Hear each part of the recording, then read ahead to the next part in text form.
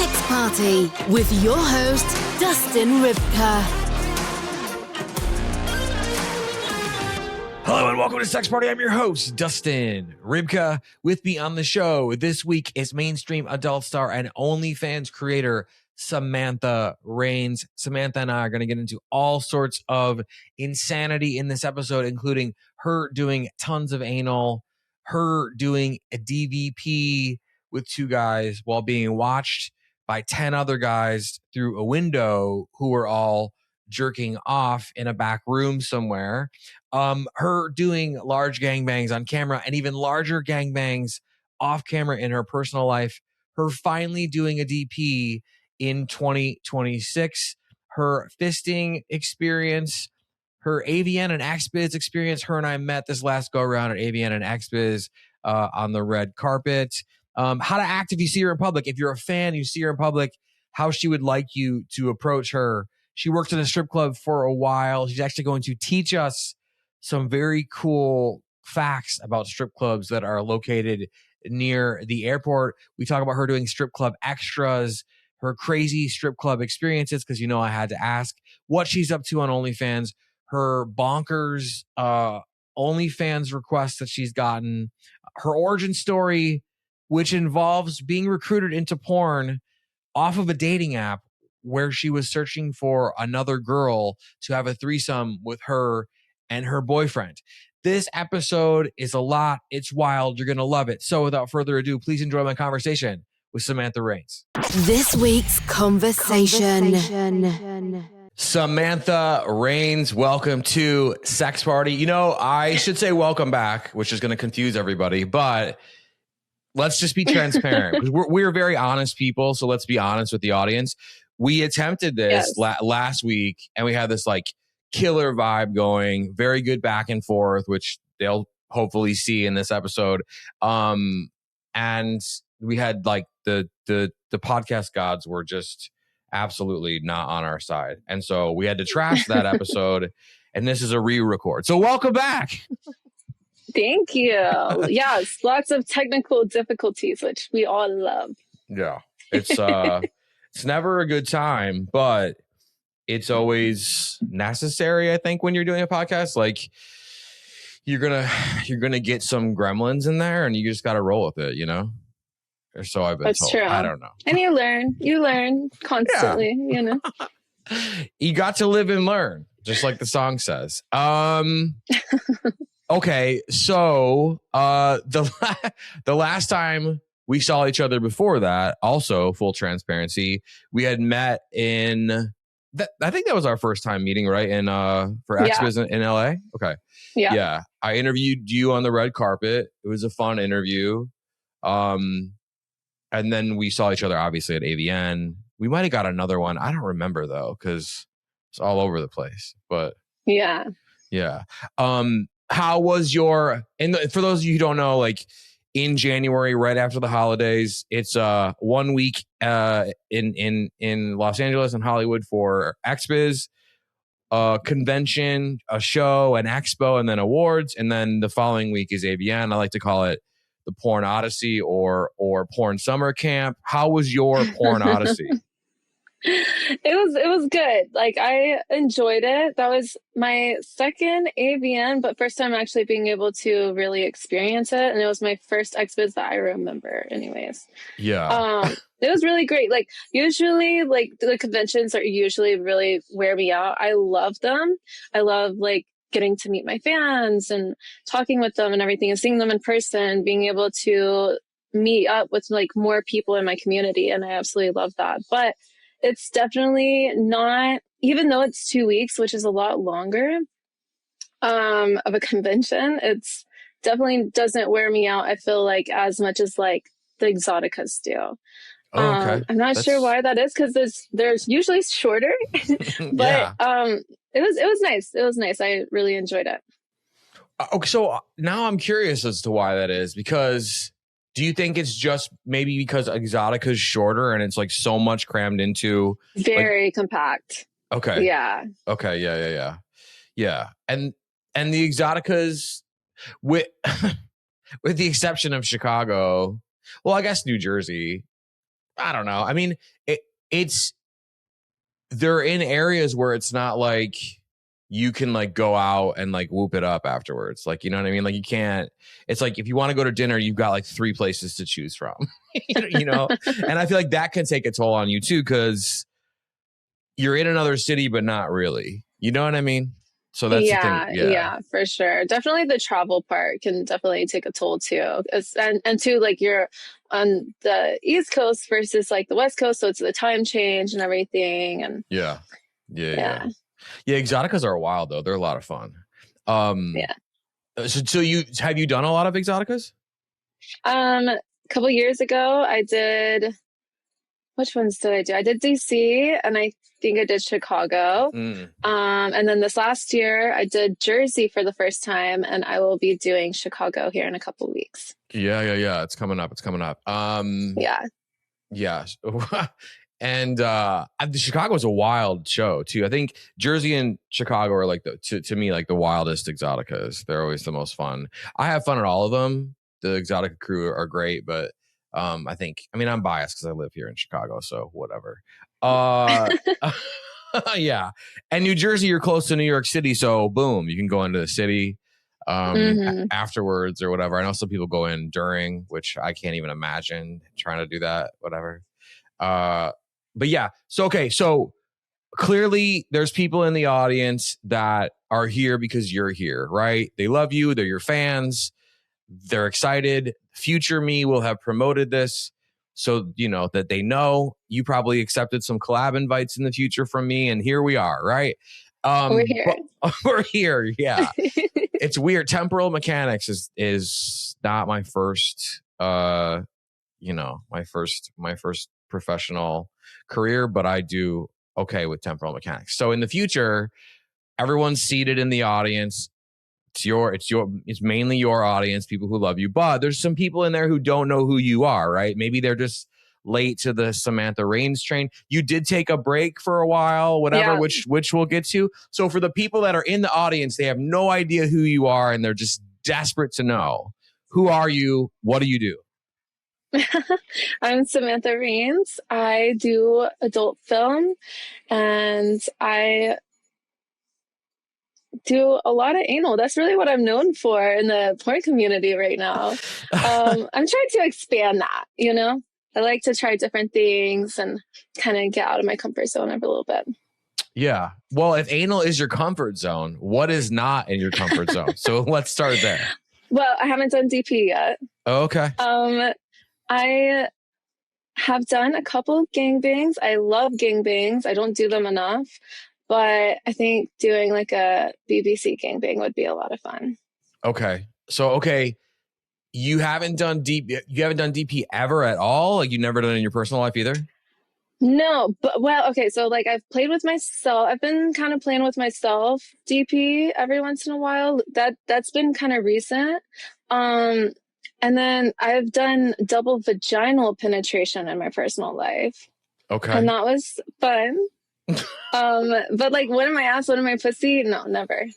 Okay. Is it because you're scared, or is it because you're saving it, or like what is the mentality? Like why nervous. wait? I am very nervous. Like it feels amazing, but already like anal, I only recently started. So I started doing anal 3 years ago, and it was very, very intense feeling. Like that's honestly the best way that I can explain it. And then over time, I kind of got used to it now. Like I do actually enjoy it. But I don't know. I feel like the DP is definitely going to be another very intense feeling. So it's kind of different. Like it's more like overwhelming, which I like in the sense of like gangbangs, they could be overwhelming, you know? But yeah, it definitely makes me nervous. I think I want to prepare myself a little bit. Yeah, well, you seem like someone who would always come prepared, I guess, pun intended. But like, I'm like, And earlier you said like, yeah, I do anal, whatever, but I want to expand that. And I'm like, there's a joke there, but I'm not going to make it, but I just made it. So whatever. But that's what happens when you're on Sex Party. Everything sounds sexual because it is. So there's that. So, I mean, why wouldn't you be nervous? Prepared or not, DP is like a fucking deal. It's a big deal, right? It's a marathon. Yeah. Well, particularly last season and so far this season, a lot of women have been singing the praises of DVP, which is double vaginal penetration. What was your experience with DVP? And like, how was it? Were you scared to do that too? And then you tried it, or? I was not scared because I was used to like fisting myself. So like I knew my vagina could expand. And two, like the two guys I used, they didn't have like these massive dicks or anything. So it definitely was a little bit easier, but it was definitely a wild experience because one of my friends that I was fucking with at the time, we just had a good time, and he was into like very bondage-y stuff, and I really enjoyed that. And then I kind of mentioned to him the idea of wanting to do DVP at one point. And he had also been going to swingers events in North Carolina for a while. And I was like, oh, like I've never been to one before. So then that was actually my first. I thought that there was this other time that was my first, but I completely forgot about this. Surrender. It was this place in like Gastonia, which in North Carolina is not really like the place for anything sexual, I feel like. We ended up going to this small place. It started out as like a sex store, and then in the back they have the rooms. So you got two different doors you can go through. You have the singles or the couples like rooms.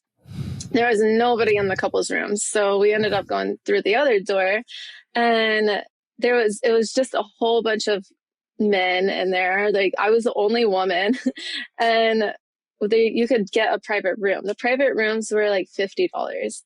And so we ended up getting a private room. We walked around, and these men were following me around like puppy dogs. I mean, everywhere. We went out to the smoking area to kind of get away because I was like, man, like, I don't know. And like there was like two guys that literally followed me outside to the smoking area, sat there. Me and my friend were having a full-on conversation.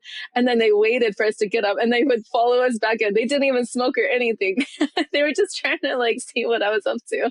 So they followed me back in. We were like, okay, we're just going to get a private room because I was not interested in none of them.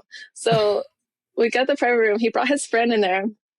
And so we end up doing DVP. And while I'm getting double penetrated, I look over and there's like a little window box so that people could like kind of be voyeurs and look through. And I just see like 10 faces all in the window. And like the window's so small too. And like they're all just trying to fit in the window to see what's going on. It was great. That is fucking wild. So were they like jerking off too, or what? Yeah, for sure. So it's 10 dudes smashed up against the window jerking off while you get double penetrated. Yeah. Okay, so did them watching, even though you weren't attracted to them, or like what, maybe you were, but it was kind of like overwhelming, freaked out either way, because like 10 naked dudes following you around is like overwhelming. But did them watching and jerking off while you're being double penetrated, did that turn you on more?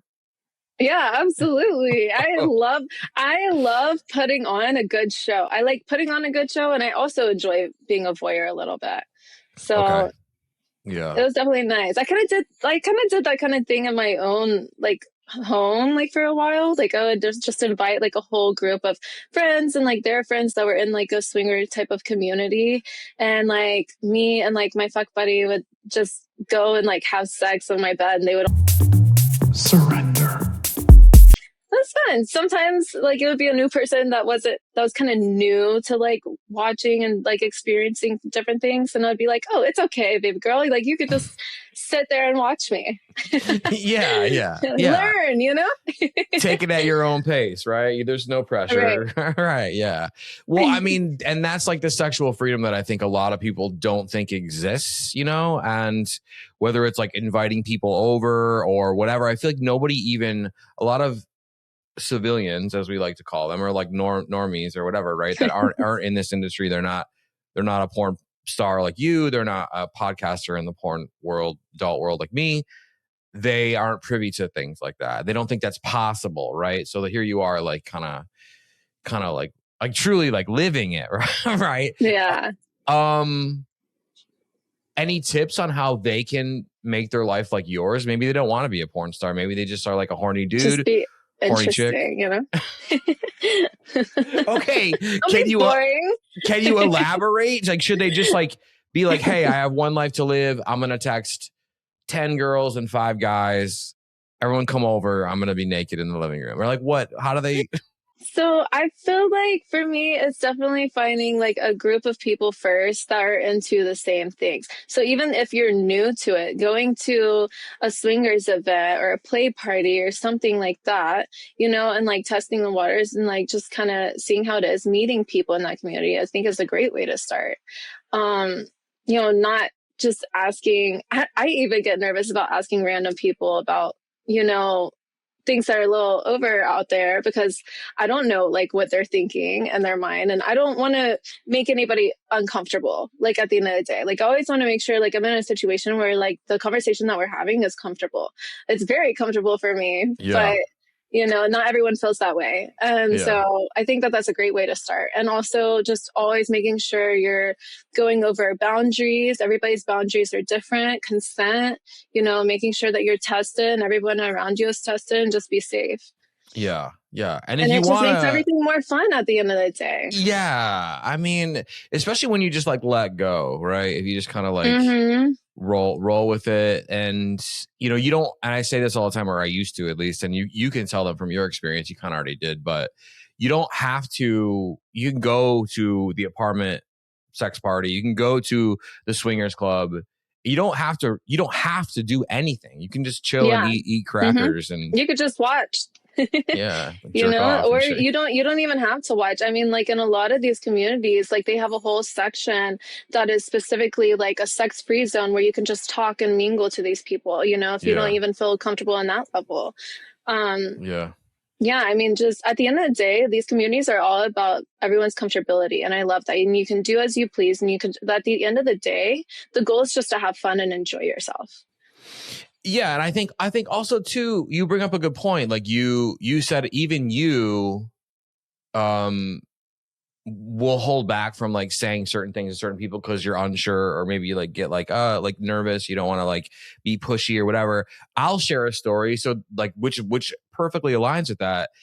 This was the first AVN that I went to as a sex podcaster for 4 years, single, before I had gone with my girlfriend and she would help me shoot, you know, interviews and whatever. But this is the first one I had gone to single. And it's not like I made an announcement on Instagram, like I'm single, like I didn't tell anybody, you know, or whatever. So certain people, I told certain people, and like, I don't know, there was like some vibes between myself and some people, but nothing happened. And then fast forward to like 2 weeks after we all get home, and I get 1 or 2 text messages, and it was like, hey, I was gonna ask you if you wanted to like blah blah blah blah blah, or if it'd be cool if we like shot this or whatever. And I was like, why didn't you ask?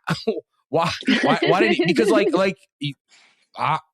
my answer would have been yes. You know what I mean? For both of these people that said this to me.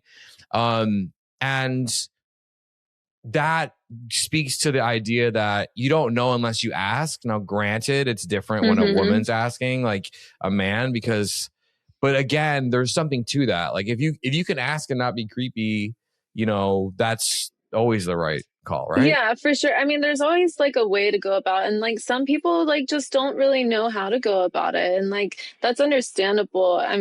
I still am learning how to be more social, like out in environments where I don't know anybody. You know, I'm trying to figure out like what to say or how to go about saying things the right way. And I can't imagine what it's like for men because I'm not a man. I feel like it is a lot easier for me as a woman. I could say something and it sounds so stupid and you're like, oh my God, that's so cute. You know, but like as a man, you kind of do have to be a little bit careful because it could sound creepy or, you know, something. I mean, I've even had people like men kind of like notice me out and about, and then they'll just kind of walk around.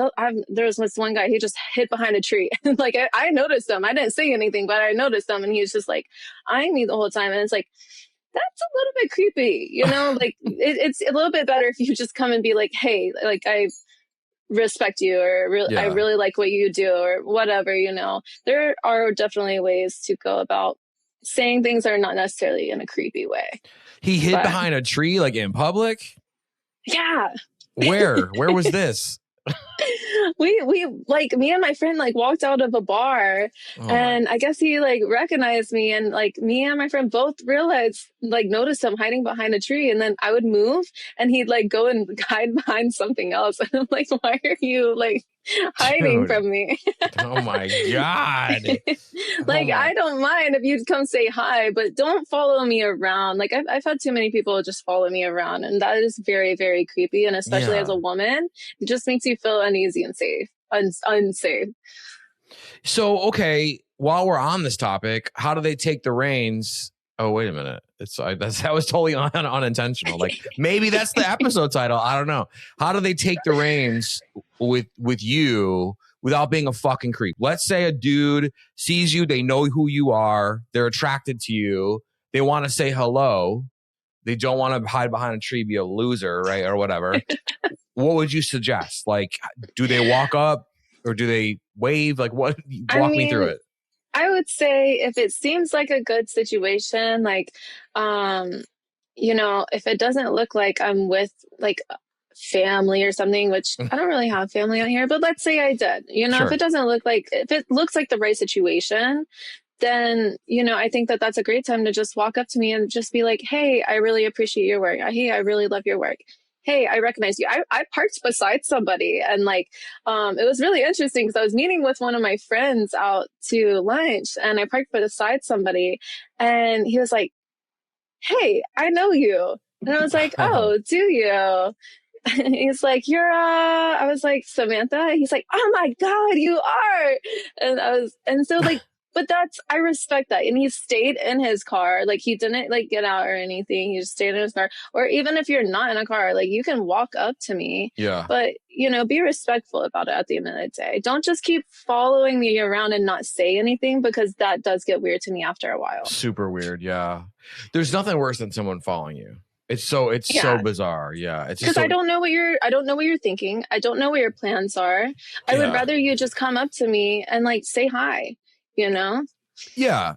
So if a dude or a woman or anyone, like, right, like if they're like, hey, what's up? I just want to say hi. I know your work. Like, I just wanted to meet you. Mm-hmm. And like, you know, they shake your hand or whatever, and then they walk away. Like, and you feel like you want to talk to that person. Will you go back and talk to them, or was that their chance?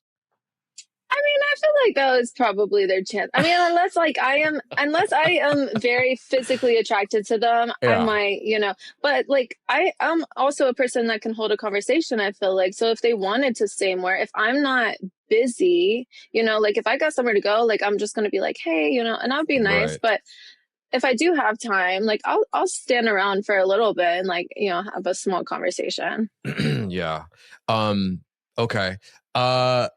Well, good to know, because I think that's important that people, you know, and one, don't fucking follow your favorite porn star or celebrity. Don't do that. Or athlete, right?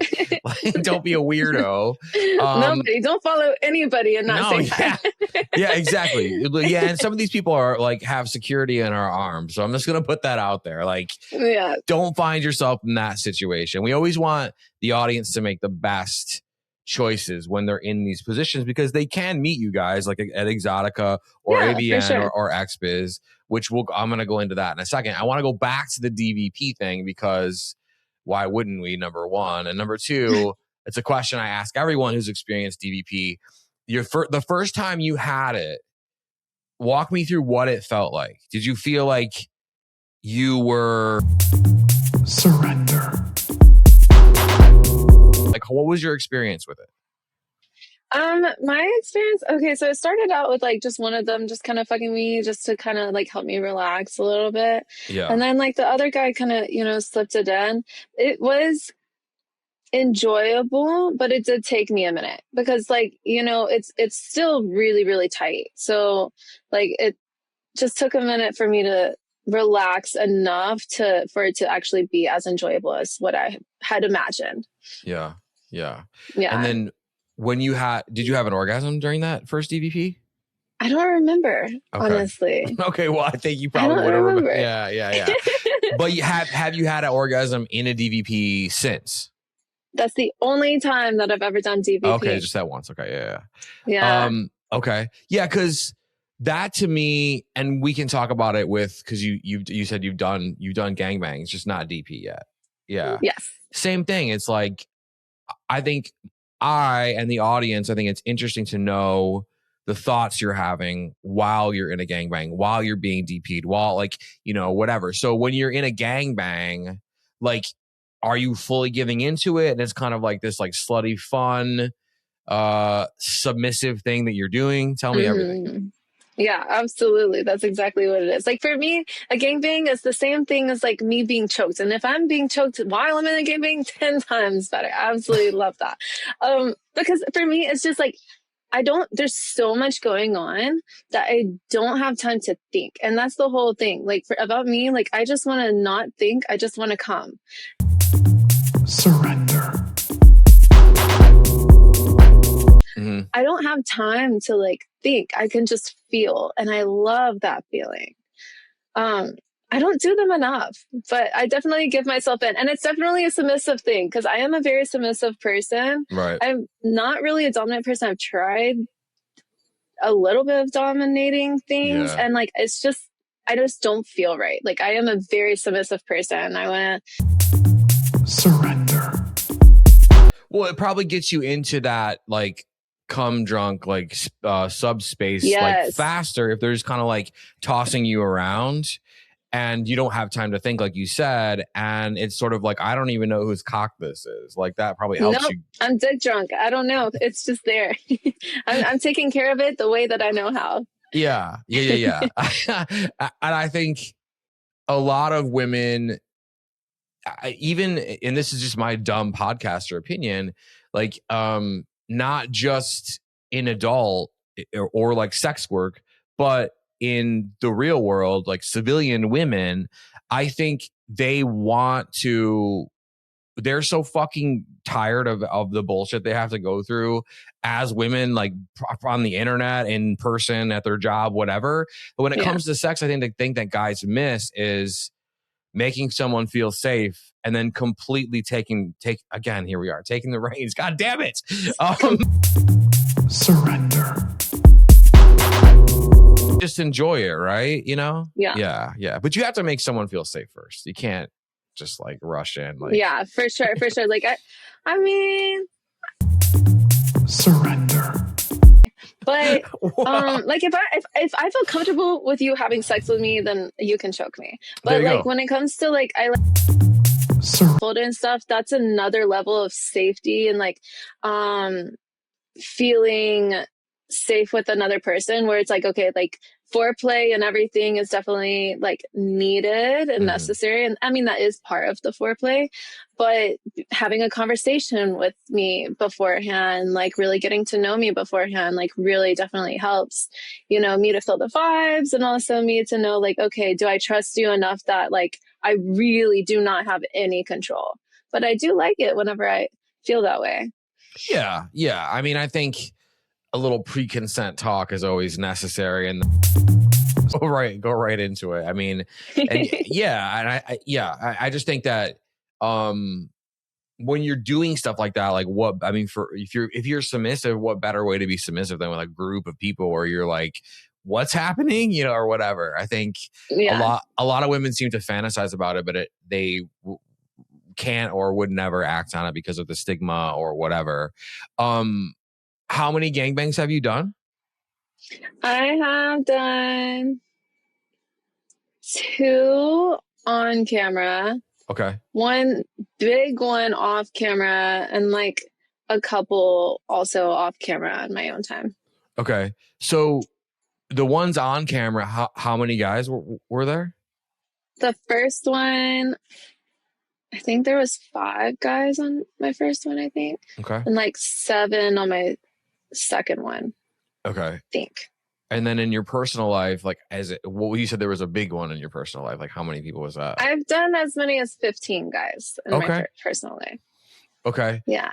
Okay. So how do you put that together? You just, and how are you like looking through your phone like, oh, Terry would be good. Like, let's send him a text. Or like, how does that work? How do you get 15 guys? So the big one, I had somebody else set it up for me. Nice. And then aside from that, the other ones that I do, it's like people that I know that, are kind of into having sex with other people. Mm-hmm. For sure. Like my friends will know of a friend and they're like, yeah, like I'll bring him along, something like that. She'll like this. She'll like Gary. Gary's fun. Yeah.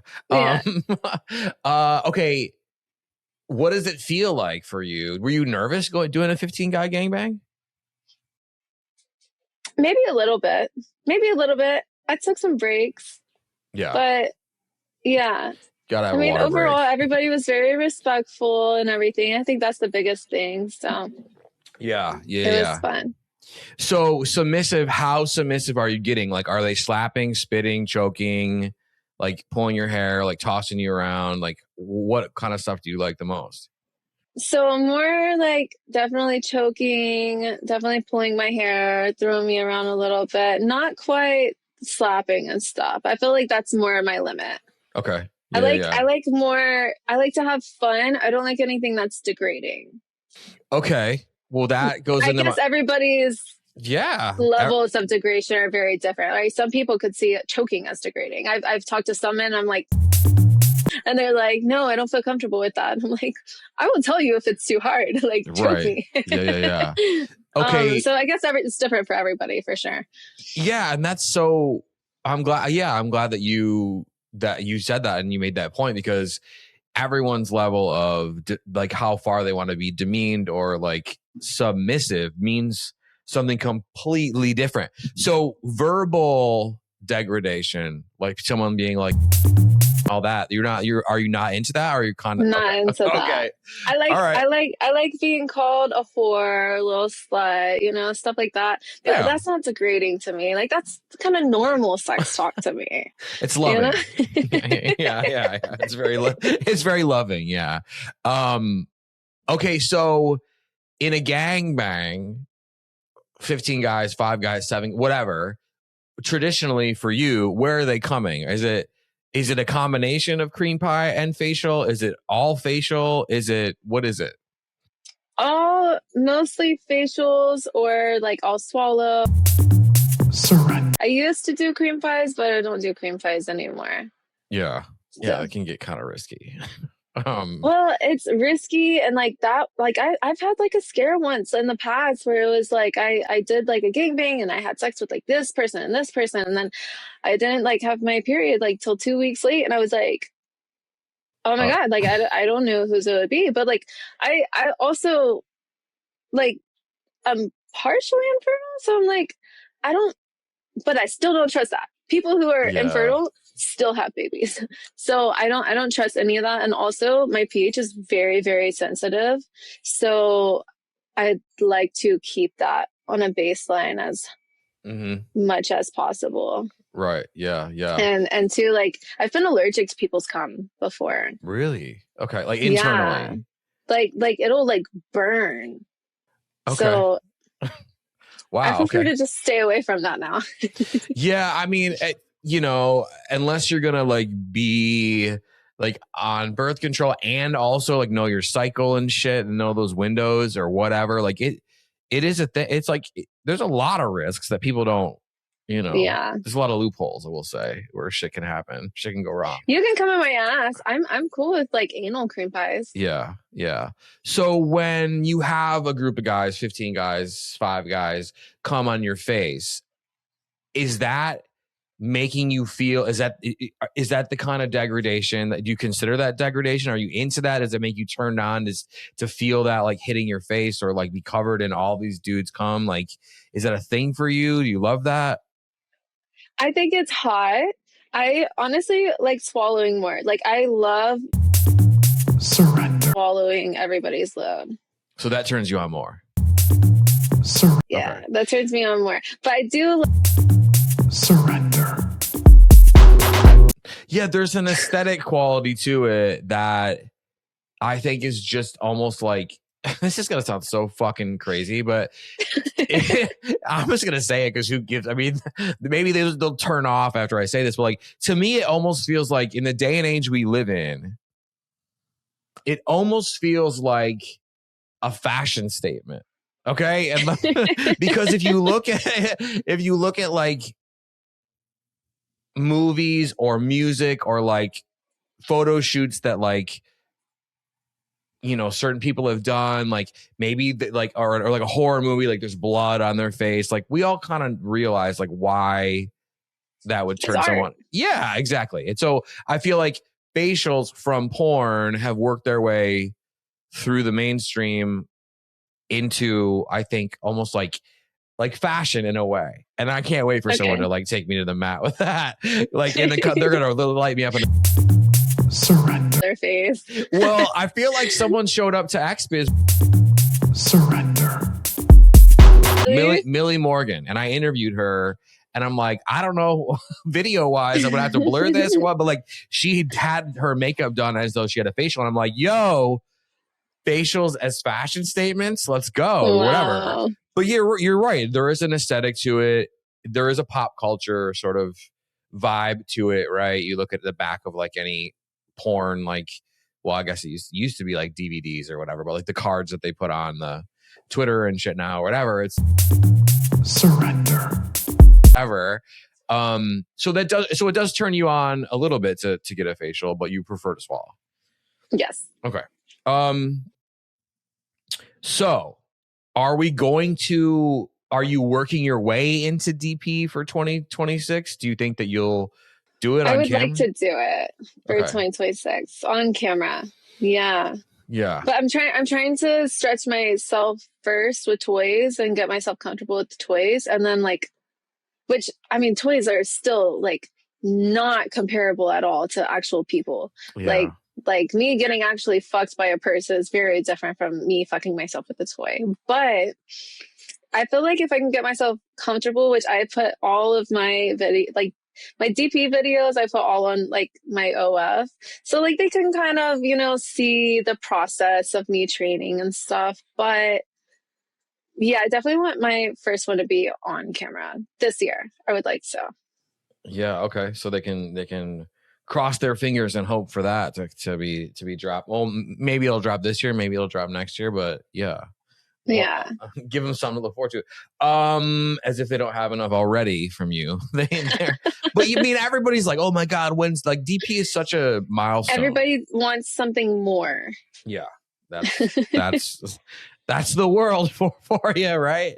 But especially porn. It's like, okay, she did two guys. Okay, I'm tired of that. Oh, anal? That's gotten boring to me. What's next? She only does anal? Like there's a performer who only does anal, and someone said to me, like, she only does anal, and I was just like, yeah, I mean, if you're not into it, don't watch it. Yeah. Okay, I have the wonderful notes from the wonderful Erica Icon. We love Erica Icon. She's the best. 2026 Woman of the Year. XBiz, deemed her the Woman of the Year. She got an award for it. We love her. And in the notes, yes, it does say that you found your way into porn in an unusual way. You and an ex wanted a threesome, and it turned into getting into porn because an agent reached out to you via a dating app. Tell me this story. Yeah. So it was Meet Me, which is, I don't even know if it's around anymore, but I used to go in there and just to chat with different guys. And then eventually my ex had been asking for a threesome for 2 years. And I just never gave in. Because I had never been with a woman before. And then he was also cheating on me the whole time. I was very monogamous with him. And I was just like, well, if you're going to be having sex with these women anyways, why would I want to be a part of that? Right. And then I kind of got tired of him asking, and then I kind of got curious about being with a woman. So then I was like, okay, like I have to choose the woman. Like she has to be attractive to me and everything. And so I started looking on these dating apps, and then I was on Meet Me, because I don't know, where else do you find like a girl to have a threesome with you, you know? Field? And Maybe, I I don't didn't know know. about any of these at this time, you know? Yeah. So this agent like messages me. He's like, hey, well, at first he asked for my ID because he had to check my age. And then he was like, oh, would you be interested in doing porn? You can make this amount of money. We can have you out next week. And it was very fast. And I was like, I've never really traveled like that before. Like I lived in Texas for a while, but like I never further than that, I hadn't really been. And Right. I was like, I don't know. Like I'd never really thought about that at all. Like I had a friend growing up. I had a friend that would always talk about like, when I grow up, I'm gonna be a porn star, you know? And he never ended up being a porn star. And I was not. the shy girl. I was the last person in my friend group to ever even kiss anybody for my first time. So like I definitely never thought about doing porn. And then my ex saw that, and he saw the money that was involved. And so he was like, okay, like you have to do it now. So I ended up going to Vegas that next week. Wow. Jesus. Okay. So did he book you immediately for a company, or was it like a shoot for? Yeah, I spent that whole week working for Porn Pros. Okay. So he got you right in there. What did you shoot in that week, that first week? My first scene was a VR scene with wet VR. I don't know whose idea it was to put me for VR, because VR is like one of the hardest like types of porn that you can do. Mm-hmm. But they decided to put me on for that as my first scene. And then it was around the time for Easter.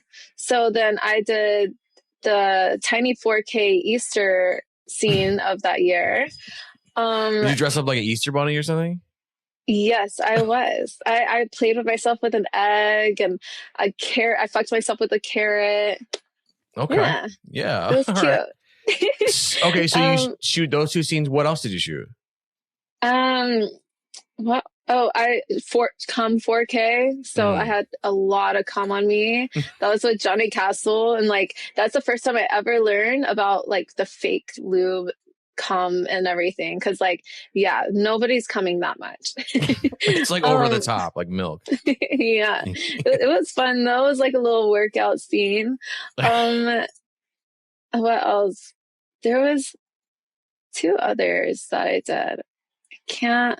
Those are the 3 that I remember the most. Yeah. So at the end of that week, did you feel like a different person? Passion HD. That was another one. That one was good. Yeah. Yeah. So they put you to work. Like, yeah. Okay. So yeah, at the end of that week, you shoot your first week in porn, you're in Vegas, right?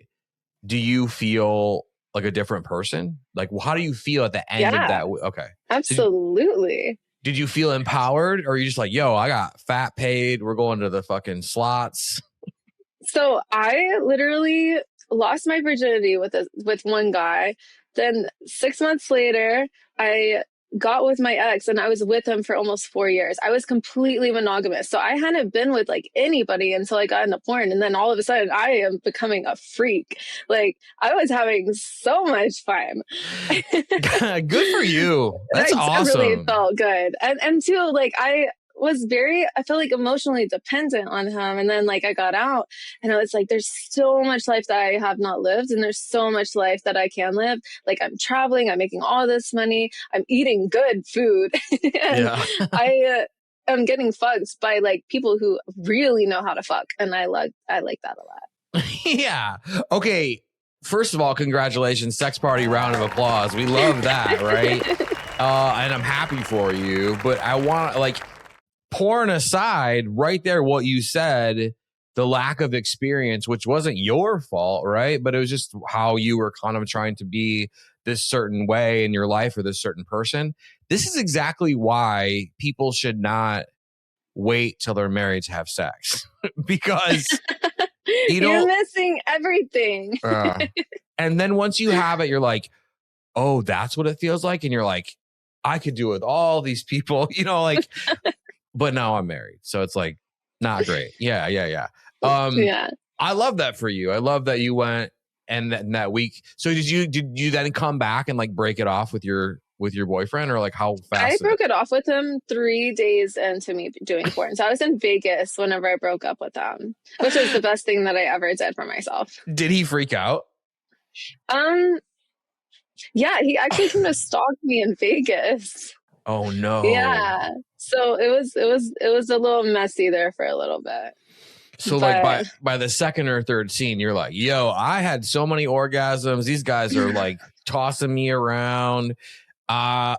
He like shows up, and like, does he show up like does he know where you're shooting? Did he show up at your hotel room? Like, what did he do? I honestly don't know how he found out like where I was, but because it was really weird, because whenever I got back, he told me that he had gone to Vegas. And I thought, I mean, he was a crazy fucking person. And so I thought like, okay, like you're just like saying some bullshit. Like who's that crazy? Like you're not, like, I know you're crazy, but you're not that fucking crazy, right? Mm-hmm. And he was like, no, like your cousin bought my plane ticket, this and that, blah, blah, blah. I was like, no. So I called my cousin. And I don't really know this cousin very well. So I was like, I don't know. Like, would they do me dirty like that? And they confirmed it. So, and then he was like naming all the places that I was and everything. I was like, this is just weird. Like, I don't know. It was definitely, I still question like how he pulled that off, what the fuck he was doing. But he didn't tell me. He didn't even tell me that he was stalking me. I didn't even know that he was stalking me until after I came back from Vegas. Well, you should definitely check your shared location on your phone. Make sure that's turned off. Yeah.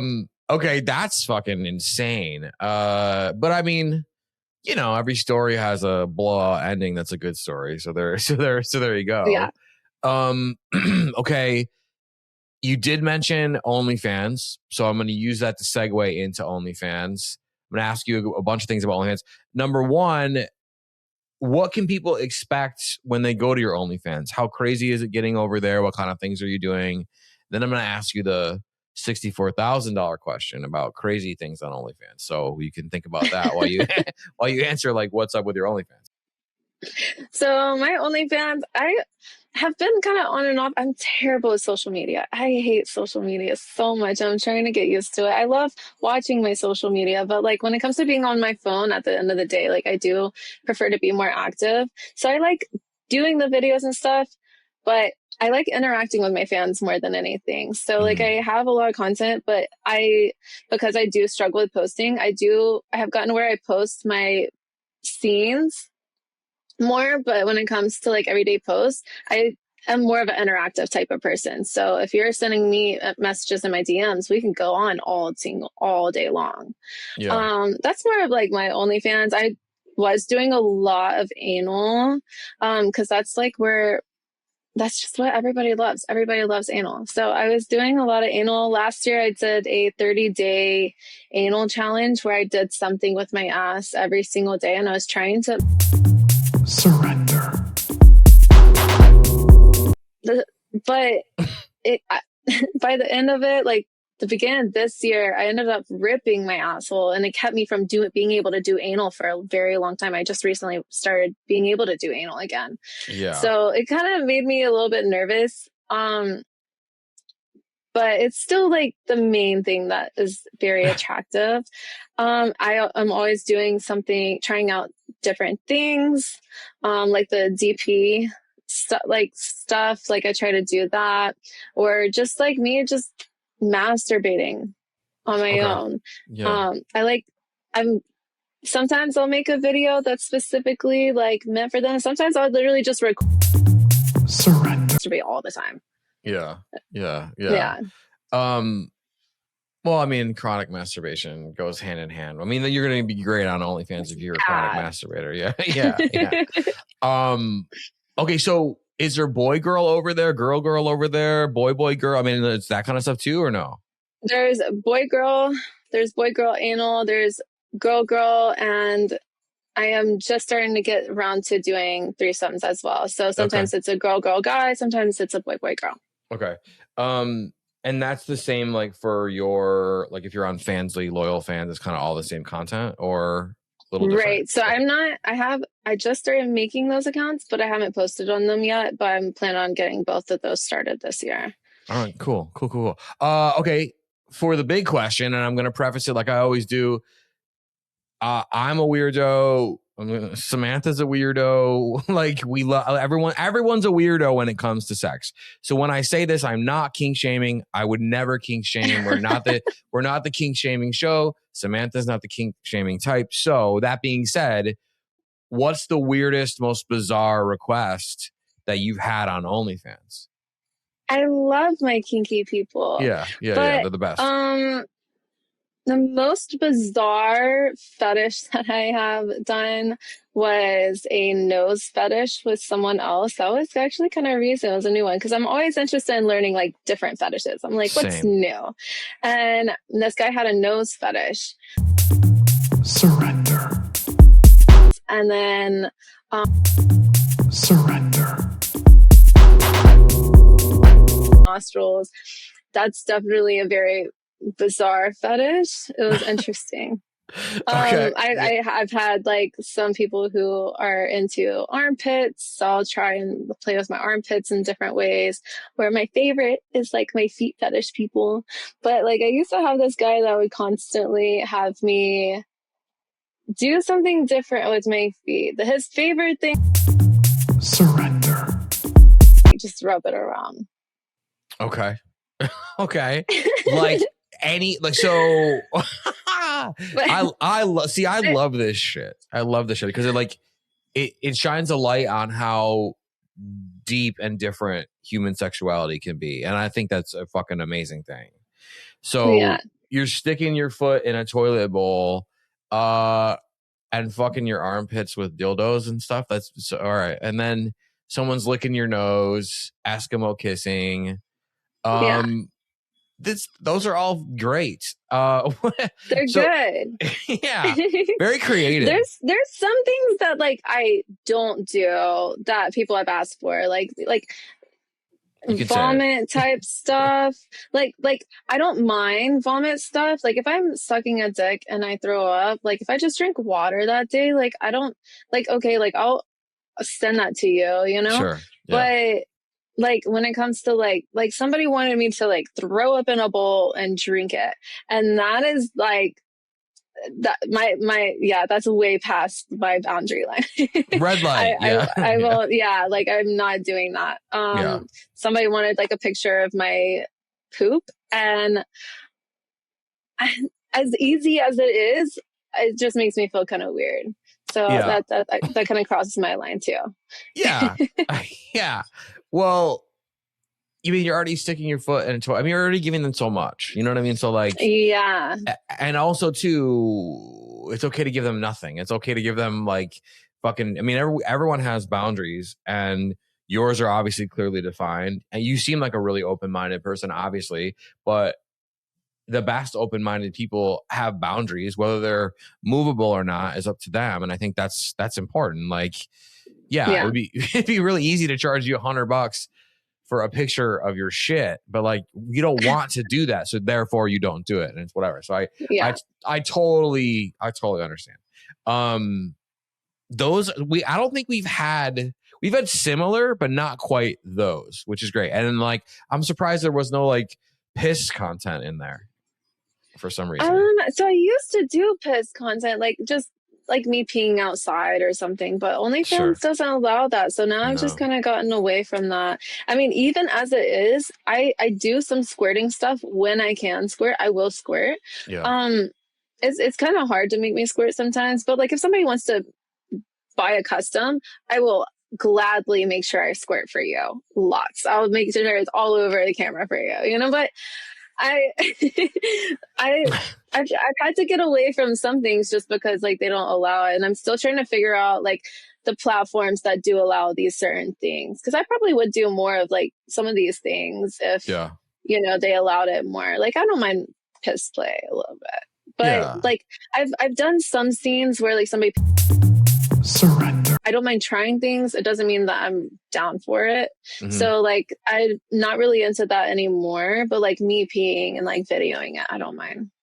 Yeah, well, I believe dark fans, hidden, and maybe loyal fans are more fluid friendly. I know dark fans Okay. for sure. Yeah. Yeah, I've heard a lot about dark fans. Yeah, those guys are Yeah. great. Okay. The last time we recorded the ill-fated podcast crash of 2026, we talked a little bit. I'm gonna bring it up here again. You because I think we gotta close with this. I love this. You were a stripper for a while, right? Yes. And we talked about being in that world. I'm going to ask you some of the same questions I did and maybe some new ones, whatever, because I loved what you had to say. So take us into what it was like being a stripper. So I started out working night shift. It's a lot easier to work night shift in the beginning because you don't necessarily have your regulars. The day shift is all your regular people, and it takes a little bit of time to build up your reputation. But the night shift is a little bit crazy, and I had to like get away from that because I personally get a little overstimulated easy. So night shift isn't for me, but for me, there's no money there. It's a lot of drunk people and people that are kind of like pushing your boundaries, like not pushing my boundaries, but like going over my boundaries. Yeah. And it's just, yeah, I don't know. I have a hard time like having conversations with people at nighttime. A lot of them are really young too. Like a lot of them are like people are in their 20s versus like the day shift. It's a lot of businessmen, a lot of older men that are retired, and like they're a lot more respectful and they know what they're there for and they're down for a good conversation. I love learning. That's my favorite thing about the strip club is it's so easy to network in the strip club if you just know how to have a good conversation. There's so many girls in there that don't know how to have a conversation, and they'll just walk around. They're just like, hey, you want to dance with everybody? And if they say no, they're walking around, or they're just sitting there waiting for a customer to come up to them. I'm like, you're not making any money doing that. Like, you have to hustle. You have to walk around. You have to intentionally try and make conversations with these people, even if it's for 5 minutes.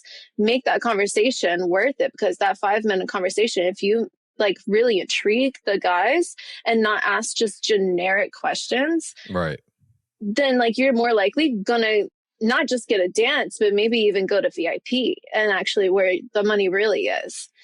Sometimes I would just get paid just to sit and have a conversation, honestly. And yeah. it was great. I like that. Yeah, I mean, I think it's, we've had a lot of strippers on the show, and day shift seems to be like where the professionals find themselves, Yeah. like whatever, because you're right. It may be a little less busy, but also everybody in there is more look, and I said it before, but like if you're in the strip club in the afternoon having a drink, you're there for a reason, right? Or two or three, right? And so those people they could be anywhere in the world, any bar, any restaurant. They could be up at Chili's having a margarita, but they're choosing to be in the dark strip club at 1 p.m. having a vodka soda or whiskey or whatever. So like, you're right. They're more apt to spend money and chill and talk. And so it's like, you can talk to 3 people and make your whole nut in one fucking go versus like 50. Because at night it is like kind of like Animal House. It's kind of like fucking bachelor party, fucking wild shit. And then those people are cheap, kind of. And also like at nighttime, it's so loud, not just the people, but also the music is so loud. You really can't have a conversation. I personally am the type of person, I do want to build a conversation with you. Like, I don't want to dance on just anybody, even if I'm making money. Like, I want to be able to get to know you a little bit. And then I know even better how to serve you. Yeah. And in daytime, the music isn't as loud. In my club, it wasn't so dark, so like it was just a lot more intimate in the daytime, and I really, really like that. And too, like once you build your reputation, you build your customer base. I mean, like, you just get to know the regulars like come in, and it's almost like I'm building relationships with each and every single person. Like, I remember exactly what we talked about before, and like, we're just constantly building something. And I really, really appreciate that and really like that. That's really what I like about all my regulars on OnlyFans, like, I know them by their names. I know what they like. I know what they enjoy, and it's all about building that personal relationship with them. Yeah. Yeah. Also, like, you educated me to the idea, like, why some strip clubs are located near airports. I always thought it's because the city may like push them out, like, that we don't want you here, whatever. But you said that from your experience, it's because that's a place that people can go and spend their layover. And I'm like, mind blown. Yeah. Mystery solved. Like, and it's so close. Like, it's literally like 5-10 minutes maybe from the airport, the one that I worked at. And like, you could literally leave from the airport, spend your hour even, spend an hour in VIP, and then like go, and you have the best time. It's and you're smart. taken care of. Yeah, it's smart to put like, and now that I think about it, like, there's always a crop of strip clubs out by the airport, and like, well, now I know why. You know what I mean? Like, I would never think of that. But if I was stuck on a layover, couple hours, I would probably, I can't even remember the last time I've been on a show. I was Exotica, New Jersey, but, or no, Washington, whatever. But that was like for an after party. But like, I would totally go and fucking hang out or whatever. Yeah. Okay. 2 questions. One, we talk. So strip club extras. Some girls do them. Some girls don't. Some girls, and some girls get upset at the girls that do extras. Some don't. Some clubs, it's like kind of like, oh, you're not doing extras, and then the other clubs, it's like, why are you doing extras or whatever. So where do you fall on it? What was your sort of take on doing strip club extras? I do some light extras, so I let them finger me sometimes, but like, surrender. Before they do that, and then like, I'll give like a hand job every once in a while, maybe. I think that's as far as I take it. My regulars, if I really get to know them, who knows, I might take them out a little bit. But like, it would be more so outside of the club. But I have to like really get to know them. Like, they have to be actual regulars, and I have to be comfortable with that. Of course. But yeah, in the club, that's as far as I go. And it's on a rare occasion too, because I mean, one, they have to pay me enough to like do that, the extras, and then for me, like, I kind of have to be attracted to you on some sort of level. Yeah. Yeah, to let you do that to me. Yeah. I think it's a great philosophy. I think it's a great work ethic. I think that's awesome. Yeah. Because I mean, some people will do it and like, oh, the money, blah, blah, blah. And then other people are like, no, or they say no, but sometimes they do. And it's like, it's a whole, like, it's strip club culture. You know what I mean? And you would know that better than anybody. Like, people sometimes are not straight up about whatever, but I just wanted to see where you fell on the extra. I mean, I've heard of I never saw them, but I've heard of girls in there, doing like the whole bit, know, and they just kind of sneak it in. But like, I just don't trust that, like, for me, like, you have to be tested and, make sure that you're safe and everything on a physical level. And yeah. I mean, I think that's smart. Yeah. Especially the hand sanitizer. I'm carrying around hand sanitizer and I'm not being fingered. So like, I can't, like, I have to have hand sanitizer in my pocket at all times. So I can only imagine if I was a woman in the strip club. Yeah, I totally get it. Okay. So final strip club question. Craziest strip club experience. I don't know if you have one in your minds or one or two or whatever, but like, what were like, did someone request something fucking bonkers? They want you to like piss in a glass so they could drink it.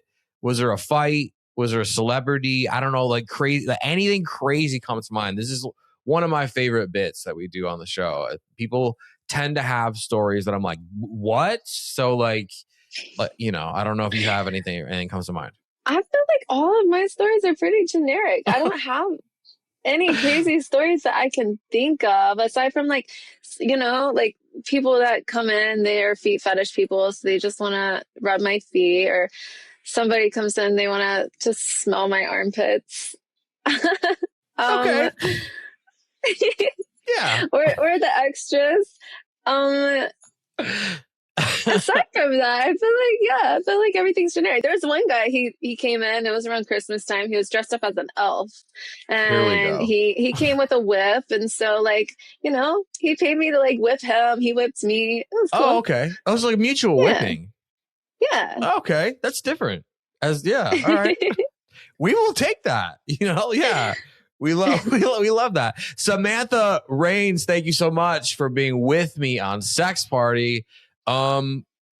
Let's tell them not only where they can find you on social media, because they should go follow you, but where, more importantly, they can find you online and just dump out like baskets of cash all over you, like OnlyFans, all the other places. Yeah, of course. My Instagram is official Sam Reigns. My Twitter, which you can see some goods on there, is Sam Reigns XO. My OnlyFans is Sam Reigns, and I also have a VIP OnlyFans now, which if you subscribe, all my videos there are free that are posted. And I'll also post some other stuff throughout each day. And all that's free. And you also get discounts on there for customs, video calls and such, is Sam Reigns VIP. Those are the main places I go. Oh, my Sex Panther for video calls and stuff is Samantha Reigns. And I think those are the main places that I am. Everything else, my Linktree is Linktree/Sam Reigns. So everything else is on there. Awesome. Well, I'd love to have you back on the show. We'll have to talk to Erica about getting you back on in a moment when we disconnect. But thank you so much for being with me on the show this week. Yeah, of course. Thank you so much. Talk soon. Bye. Huge thank you to my guest, Samantha Reigns, for being with me on the show this week. Make sure you check out everything she is up to on social media. But more importantly, take some cash, go over to OnlyFans, spend it with her, have a good time, enjoy yourself. If you're loving guests like Samantha, if you're loving Samantha, you will see her again in the future. You'll see her again on one of these specials coming up. But let's just say you're loving all of the guests. You're still on board with all my silly nonsense as a host. How can you show that love and that appreciation and also make sure you never miss a new episode every single Wednesday? I'm so glad you asked. If you're listening to this on platforms like Apple and Spotify, you could leave a rating, you could leave a review. Those things are great. And I encourage that. I love that. I appreciate that. But what you really want to do is make sure you're subscribed to the show so you never miss a new episode every single Wednesday, especially if you're subscribed or you think you're subscribed on Apple Podcasts. They've been pausing subscriptions for whatever reason, we don't know. So let's check up on yours. Go to Apple Podcasts, go to Sex Party with Dustin Rybka. In the upper right-hand corner, if you see a pause button, your subscription has been paused. So tap the pause button, toggle on down to resume subscription, resume download. Boom, you're resubscribed. If you are watching this on YouTube, I love you. I see you. I appreciate you. If you're watching on YouTube, did you know that that's why some strip clubs are located near the airport? Let me know in the comments if you knew, if you didn't know, if you're just as surprised as myself. If you ever had a layover at a strip club, let's talk about it in the comments. If you're watching this on YouTube and you want to show some sort of emotion towards the show, love, hate, desire, rage, anger, bewilderment, confusion, sadness, and you also want to make sure you never miss a new episode, how can you do these things? You could like this video. You could dislike this video. You could do that to all the videos. You could leave a comment on this video. You could leave a comment on all the videos. Positive or negative, I will eventually get back to every single comment. We will have a conversation. It will be a blast. But no matter how you feel about the show, you want to make sure that you're subscribed to the channel so you never miss a new episode every single Wednesday. As always, I'm available in the DMs on Instagram, and I will see you all right back here next week. Thanks for listening. The party continues next week. Click subscribe and let's make this a regular thing. Follow the show on Instagram and Twitter at SexPartyFM. Follow Dustin at Dustin Rybka.